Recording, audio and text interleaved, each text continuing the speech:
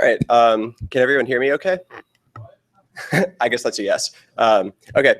So I'm Andrew. I was recently a graduate student at UC Berkeley and happily can say that is no longer the case for the right reasons. I'm now chief engineer at Sci5, where we are attempting to reduce the cost of building custom chips. But I'd like to talk to you all today about the RISC-V instruction set architecture. And feel free to stop me anytime during the talk for questions. No need to wait till the end if it's particularly pertinent. So in some sense, ISAs really don't matter that much, particularly if you're talking about the performance and energy efficiency of a computer system. Like lots of other things matter a lot more. Like for example, if you decide that you're going to use bubble sort, that's going to have a much bigger impact on end-to-end, performance and energy efficiency than whether you're using x86 or ARM. The way you encode algorithms in software matters a lot. The compiler that optimizes them and generates assembly code matters more than the choice of ISA, as do the OS, user level runtimes and stuff like that. ISAs matter a little bit, but much more than that, the way that you implement the ISA, the microarchitecture that you choose, the circuit topologies that implement the data paths, the standard cells that are used to implement those circuits, the transistors that make up the standard cells. And on top of all that, the other stuff only has to do with processors. If you have other stuff in a real system, like I/O and in particular, then the energy efficiency of that the ISA contributes end to end is actually pretty small. But on the other hand, ISAs do matter. I think you can make a pretty strong case that they're the most important interface in a computer system. And it costs a boatload of money to port all the parts of the software stack that are ISA independent. And to paraphrase Donald Rumsfeld, that's just the known unknowns. There's also the unknown unknowns, like all the parts of the computer, all the parts of the software stack that are notionally ISA independent but really aren't and have to be ported themselves. And of course, this all presupposes that you have source code and can port stuff. For lots of reasons you might not, like because of binary distributions of proprietary software, or source code that won't compile anymore, or source code that got deleted in a hurricane or something like that. And so for all sorts of reasons, ISAs do matter. You might notice all these have to do with software, and it's no coincidence. Someone from Microsoft, so dollars to bring up the universal identity ISA. So for that reason, ISAs do matter very much. So if the choice of ISA doesn't really have that much impact on performance and energy efficiency, and it costs a lot to use different ISAs, I ask you this: why isn't there a free open standard ISA that anyone can use for everything? And I don't think I need to convince you all of the viability of using open interfaces for things. If you pick pretty much any field in computing, there is an open standard, there is an open implementation of that standard, and ISAs are notably lacking in this regard. There is no popular standard that has ubiquitous open implementations of it. And it's not like this is for particularly strong technical reasons. The most popular ISAs are you kind of wonder if they were designed at all. So we're not the first people to think about trying to tackle this problem. There have been efforts at open architectures in the past, and I think most notably Sun, much to their credit, opened up Spark V8. You pay $99 and you have a license to use it. And in fact, the IEEE adopted it as their standard for a 32-bit microprocessor. Downside of this is, Spark V8 is a 32-bit ISA, and Spark development is now controlled by Oracle, where it is proprietary. So if, as I predict, software development continues on the Oracle branch of the Spark ISA, then it won't really be tractable to use that for open implementation. And of course, Spark also has a handful of issues that make it annoying to implement in Silicon, and quirks that make it unappealing as a compiler target and even an OS target. They're not the only ones. OpenRISC is this ISA that was pretty much made out of the description of the ISA in the Hennessy and Patterson textbook. Some people in Slovenia had read the textbook and basically coded up the pipeline in VHDL, and OpenRISC grew out of that effort. That is also, does not really meet what we consider requirements for a useful open ISA, because as you notice, I actually made this mistake myself. I conflated the ISA and the implementation in that last sentence. They did too. There's pretty much only one implementation of the ISA, because it exposes lots of details of the implementation to the programmer, and so it's not particularly good for different styles of implementation aside from the one 5-stage pipeline that it was originally written for. there are a list of things that I would say are prerequisite for an ISA to be suitable for universal adoptability. One of them, it has to be a reasonable target for existing software stacks, compilers, languages, and whatnot. It can't be turtles all the way down. At some point, you actually do need a real hardware ISA. So something like Java bytecode is not the appropriate universal ISA. It must be pretty implementation neutral. It should be straightforward to implement it in like a microcoded machine, a single issue 5-stage pipeline like you read about in a textbook, an out of order superscalar, whatever. It shouldn't be particularly biased against or for FPGAs, and it also should not be sufficiently pre-optimized that it's hard to extend it, and of course it has to be static and it has to be well supported and long lived. No one will pick it up if it is dropped on the floor a few years after it's created. So I'll tell you a bit of background about why we ended up doing this RISC-V project and how. And in 2010, when I was a third year in graduate school, we were wrapping up a couple projects. One was a design of a vector architecture that was built around a modified MIPS ISA. The other was a mini core system built around Spark. And as we were about to start on the new set of projects, we decided it was fine time to unify around a single ISA rather than having to maintain two software stacks. And there were kind of two obvious commercial choices at the time, x86 and ARM. But it doesn't take very long looking at x86 to decide that it's just not at all suitable for an academic project. And so case in point. If you open up the manual, the very first instruction you see is AAA. Does anyone in the room know what that is? Yeah, it's ASCII adjust after addition. So this is an instruction to accelerate processing binary coded decimal numbers. So here's its semantics. It has an implicit source and an implicit destination register. And what it does is it looks at the low nibble of AL and sees if it's more than 9. If it is, it adds 6 to the low nibble, sets the adjust flag, sets the carry flag, and otherwise it clears the carry flag and the adjust flag. And this is the very first instruction in the book. And so no one ever uses this instruction, but you still have to implement it. And I think actually the most galling thing about it is that it's a 1-byte opcode. So 1/256 of the entire fucking opcode space is dedicated to this instruction. It's like, and so like, you don't have to get very far in the manual to decide that this is not, it's very complicated and not even for particularly good technical reasons. So if I can paraphrase Douglas Adams, if x86 is impossible, then I would describe ARM as virtually impossible. It's despite the R originally standing for RISC, it really is not that risky of an ISA. It's pretty complicated. It's got a lot of warts. And at the time that we started this project in 2010, ARM v8 wasn't even announced yet. In fact, it came out after the first version of RISC-V did. So there was no 64-bit ISA variant, and of course, like x86, it's encumbered with all sorts of IP issues because it's predominantly a proprietary ISA. So we started what we thought was going to be a 3-month-long project to develop our own ISA from a clean slate. It was me, my colleague Jensop, and my advisors Patterson and Kirsta. And about 4 years later, we declared success on the user level ISA. And it wasn't like we were just sitting in a room for 4 years. We actually were like building chips and iteratively improving the design based upon our experience implementing this thing in silicon. But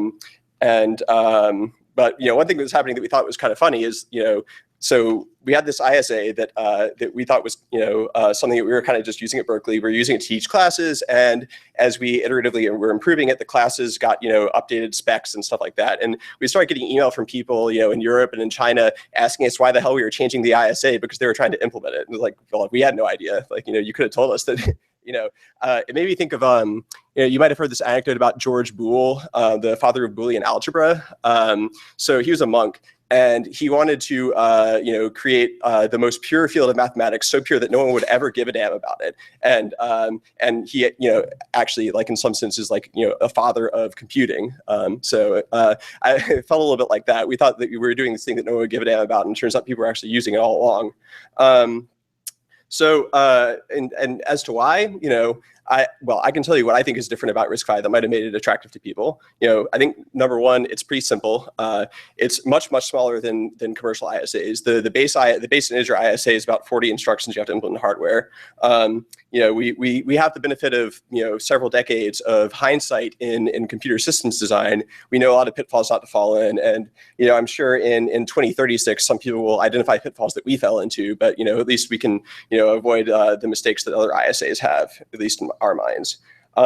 So it's a modular ISA. The extra features like things like floating point, support for atomic memory operations, and so forth are ISA extensions. They're not required for the very simplest implementations to provide, rather than as as is traditional in ISA design. Just you get new instructions every few years, or in the case of Intel, every few days. So the other thing is we designed the ISA with extensibility in mind from the ground up. So if you look at a lot of the original RISC designs, like MIPS, Spark, Alpha, you'll see that that they used a vast fraction of their opcode map in the first version of the ISA. I guess the idea was, if you can add instructions that are simple to implement, don't add much cost, you might as well add them. And and the opcode space wasn't really treated as this resource that should be protected. But as we move forward in computing, and Moore's law is not moving with us, we need specialization as a means to improve energy efficiency. So preserving a lot of the opcode space to add ISA extensions in the future was something that we thought about from the beginning. We also reserved encoding space so that you could add variable length instructions in the future. The base ISA is actually encoded in 30 bits, not 32, so that we could preserve 3/4 of the opcode space for a future extension to encode the most common instructions in 16 bits to save code size, kind of like thumb in ARM. Except unlike thumb, since the opcode space was reserved up front, you don't need a completely new encoding of the base ISA to leverage that. So the other thing is, once we froze the ISA, we are declaring it actually done, and the integer ISA will not have new instructions added to it over time. It may be that people find that they want to add more instructions, and they'll be adopted as standard extensions to the ISA, but the base ISA will not change, and it will always be a valid compiler target. There's no worry about like someone adds AAA down the road and you don't have it, so binaries won't work on your computer, right? So I'll tell you a bit about the technical details of the ISA. It's actually 4 base ISAs. It was originally to RV32I and RV64I, which are simple integer-only instruction sets with register and address widths of 32 and 64 words respectively. Kind of as a tongue-in-cheek thing later, Kirsten and I defined RV128I, which is the logical extension to 128-bit addresses and 128-bit integer registers, under the assumption that you literally will never run out of address bits at that point, at least if you're doing something conventional. And then eventually, people started telling us that RISC-V implementations are actually too big for our deeply embedded systems. 31 general purpose registers is too many, so we defined this other base ISA, RV32E, which is the exact same ISA, just with the upper half of the reg file cut off. We don't plan on implementing that ourselves, but we figured we should standardize how it's done, because otherwise people will go do it.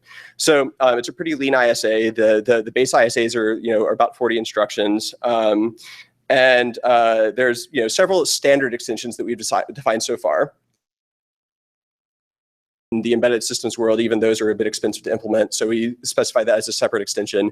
There's atomic memory operations, single and double precision floating point, and quad precision floating point, and several other extensions that are kind of in the pipeline but aren't expected to be required for general purpose like Unix kind of computers.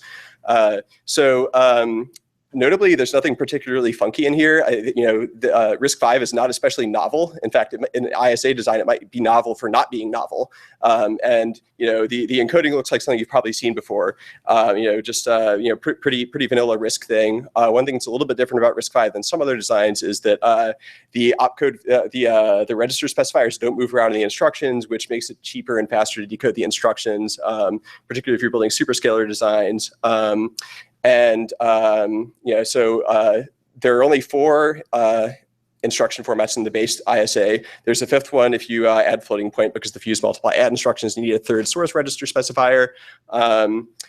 That's that's about all there is to the encoding. Nothing too interesting there. So the ISA is simple enough that it all fits on one page. So this is a bit of an eye chart. I'm not putting this up here so you can try to read it. But what you see here is the entire integer ISA.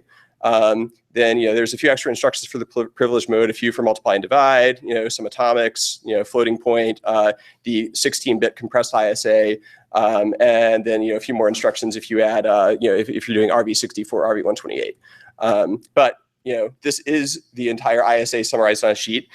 This green card, as we call it, was inspired by the IBM 360, which came with a green card.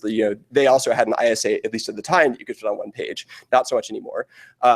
If any of you all had Patterson and Hennessy's computer architecture textbook when you were undergraduates, you might recall that something very similar was included for MIPS, and it probably should come as no surprise that Dave Patterson came out of retirement to make this thing. So. Anyway, so I'll tell you a bit more about the details of the ISA. So the atomic extension adds several fetch and op style operations, and also load, reserve, store conditional, which you need to implement things like compare and swap. The reason we added both, something like load, reserve, store conditional, which acquires a reservation on a memory word, allows you to perform some operations on it in registers, then store it back, assuming it was atomic. It is completely general. It can do all the other things with it, but it's hard to implement for high performance reductions, where you might want the operation to occur at a remote location. Like, say, if the cache line is held exclusive by your neighbor, you might actually just send the AMO to them. It's hard to do with something like load, reserve, store conditional. So we provided both. Some feedback we got on the original version of the ISA back in 2012 was that our atomics didn't map particularly well to the new language standards that had come out, C11 and C++11, because after decades of diddling, they finally settled on release consistency as their standard memory ordering model. And so we modified these instructions to allow you to encode the acquire and release primitives, or encode sequential consistency of the operations. So as I mentioned, we baked in support from the ground up for variable length ISA encoding. So in the base ISA, all instructions are a fixed 32 bits wide. But if you do have ISA extensions that are of different widths, they can be a multiple of 2 bytes, and you can tell the whole length of the instruction just by looking at the first half word. So that way, the length decoding is not particularly expensive. This matters a lot for superscalar implementations, because you can imagine if you're trying to decode several instructions the same clock cycle, that identifying the boundaries of the instructions is on the critical path.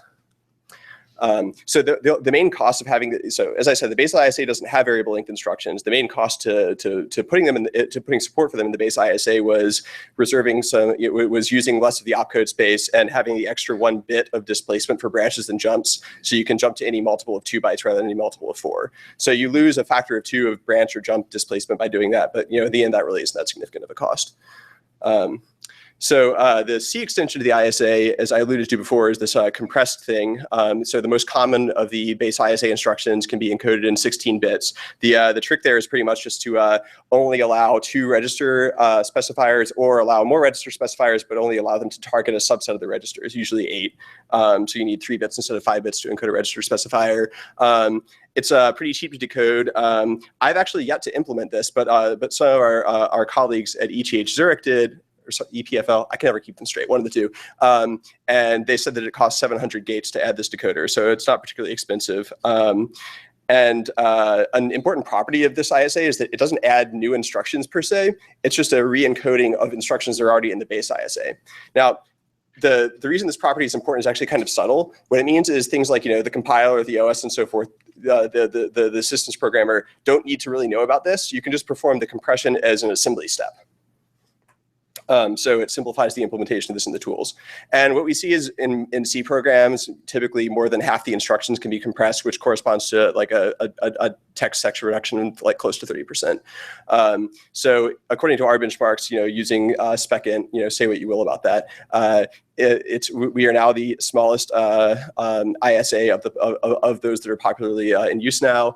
This is much more noticeable in 64-bit land, where ARM did not bring the thumb ISAs along. So ARM v8 is a fixed width 32-bit ISA, and so they're not at all competitive in code size anymore. And if you were paying attention, you might have noticed that they are aware of this as well, because when the first ARM v8 implementation that ARM released, I think the A53, had a 50% bigger iCache than their corresponding ARM v7 implementation. So I think they're hurting from not having thumb.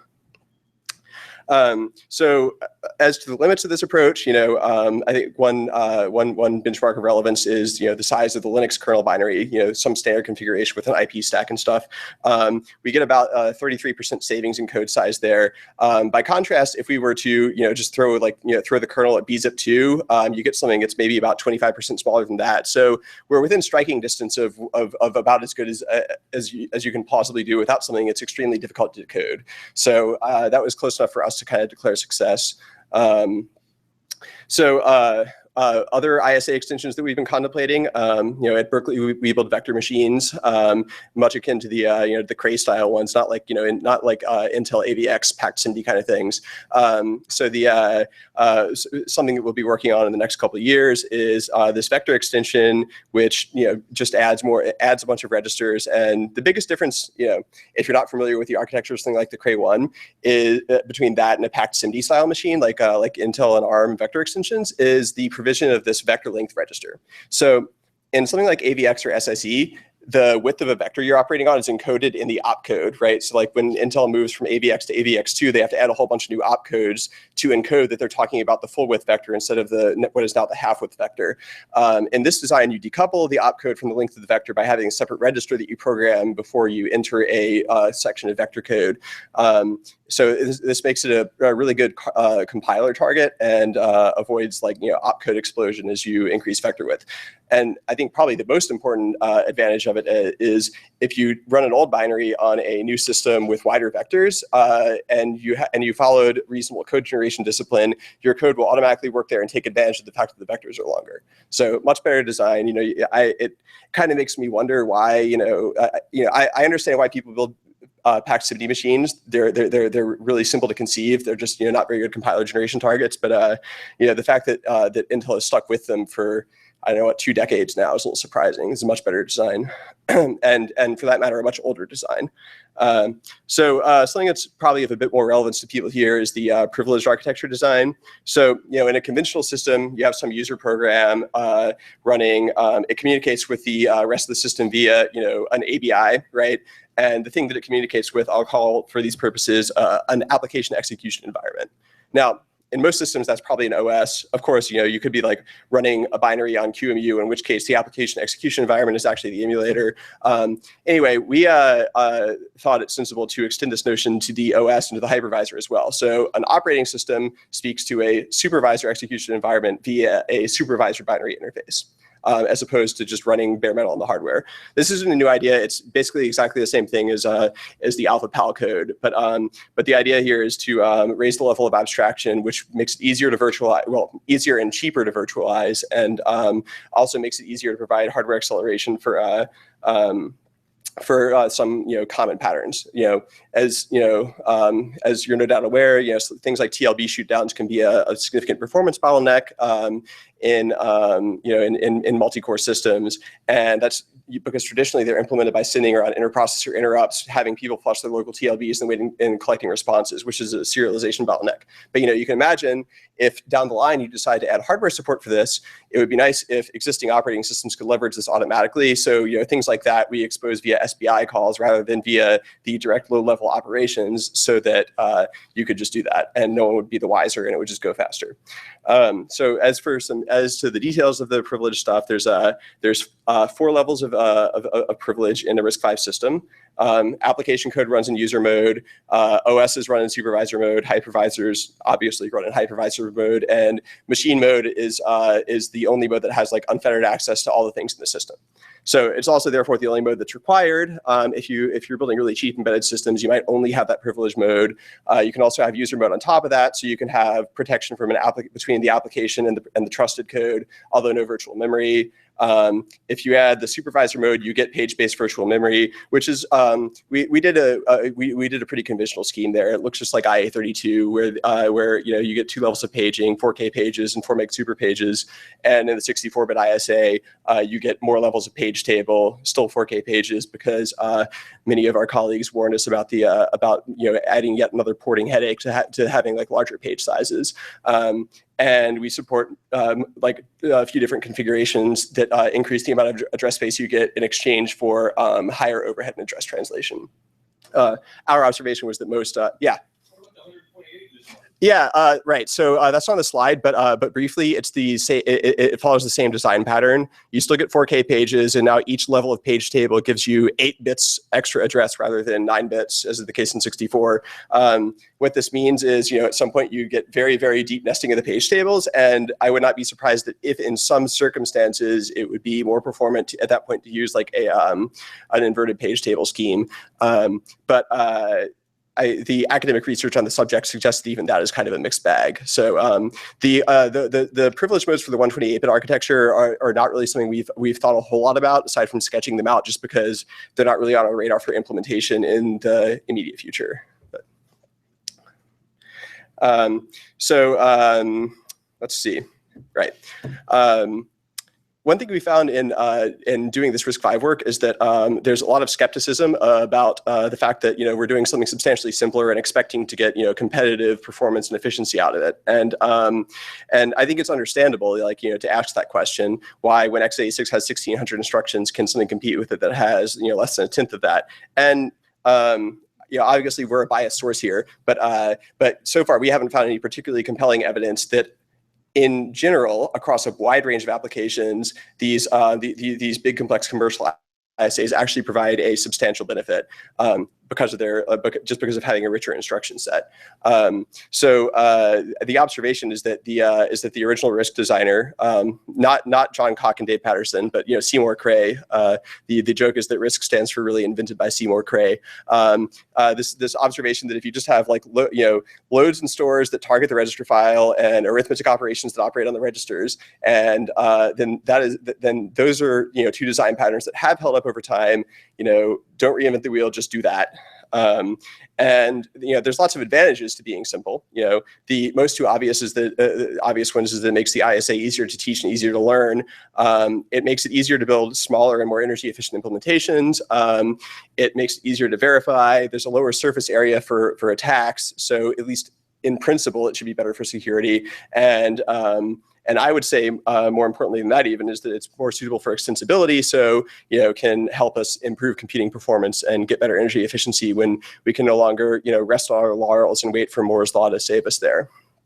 We didn't at Berkeley. We didn't just do the ISA design. We also implemented it several times. I think something like 12 or 13 tape outs while I was there. These were all tape outs of a simple single issue in order microarchitecture, which I'll mention briefly in a moment. I wish I could talk more about these chips. They're two really cool projects. The ones on the bottom were part of a monolithically integrated silicon photonics project. So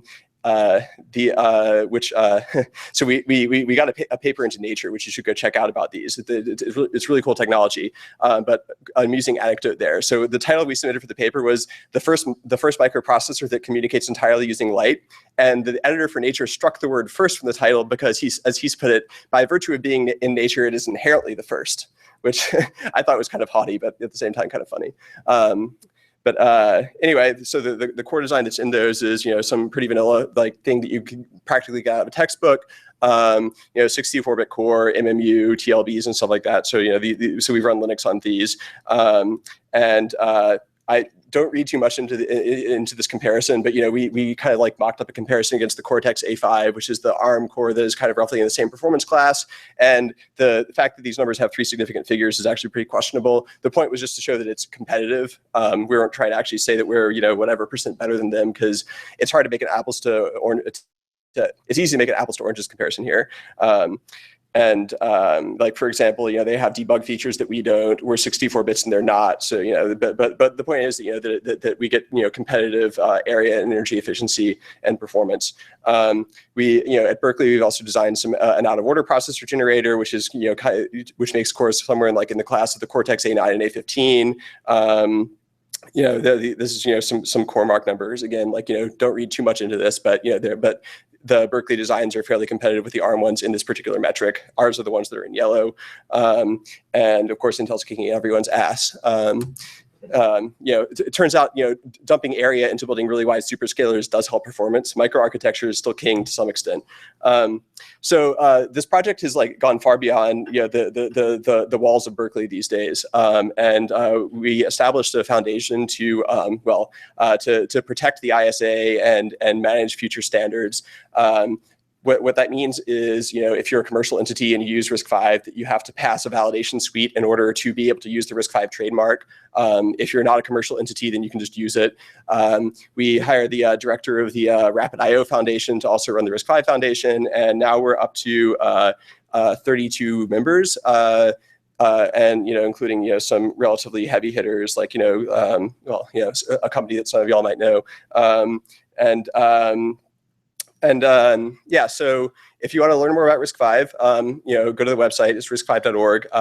There's going to be a workshop in Cambridge, Massachusetts, July 12th. And, I think space is running out, but, if you register, you can probably still get it now if you're interested.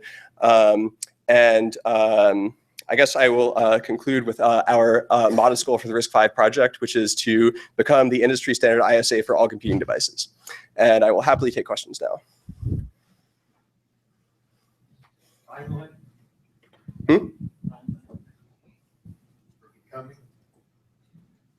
Okay, what? Timeline for becoming. Oh, timeline for. Oh, okay. I couldn't hear you. Yeah. We were being a bit tongue-in-cheek here, but let's check back in mid 2030s.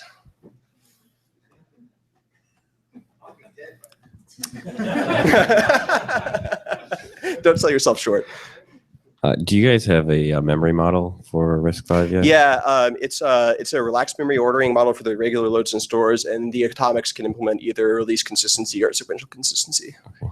And then with respect to the CSR access, is that all serialized? Yeah, so that depends on the kind of CSR. For CSRs that are local to the processor, like things like timer interrupts and stuff like that, then it's all strongly ordered.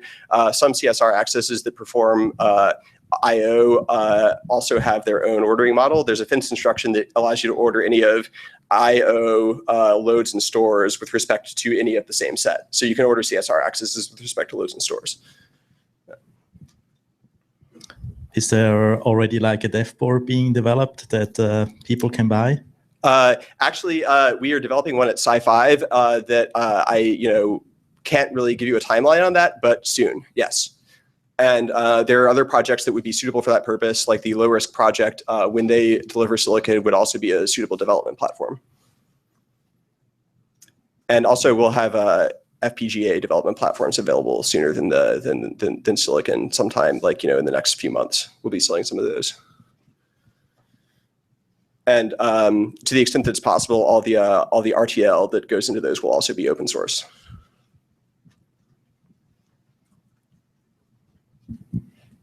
Can you go into more detail about how this system binary interface is looking like? So is that encapsulating all hardware access? Yeah, I mean, to be perfectly honest, it's not really architected at this point. It's kind of been as we need interfaces to punch through from Linux. We've added calls.